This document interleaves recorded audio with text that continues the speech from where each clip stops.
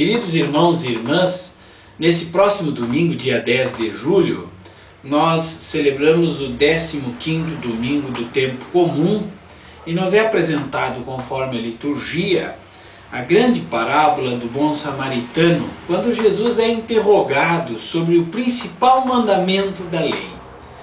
E ele conta essa história em que um homem foi pego por assaltantes, jogado na beira da estrada, todo cheio de feridas, e passaram dois homens, um era sacerdote, outro era levita, e não se aproximaram dele, mesmo porque se eles tocassem nesse homem manchado de sangue, eles perderiam a pureza ritual da função que eles exerciam como sacerdotes.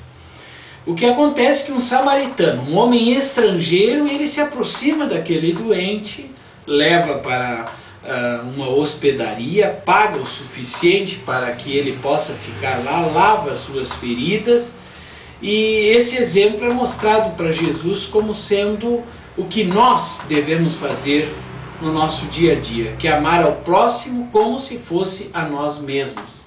O nosso próximo é aquela pessoa que no momento está necessitando da nossa ajuda. Às vezes a gente pode pensar assim, não, eu vou ajudar aquele que está longe, vou cooperar com alguma campanha. É importante também, mas o amor ao próximo, aquela pessoa que está mais próxima de nós, é o fundamental que Jesus nos ensina nesse Evangelho. Pedimos agora, nesse momento, a bênção de Deus Todo-Poderoso sobre vós e sobre vossas famílias.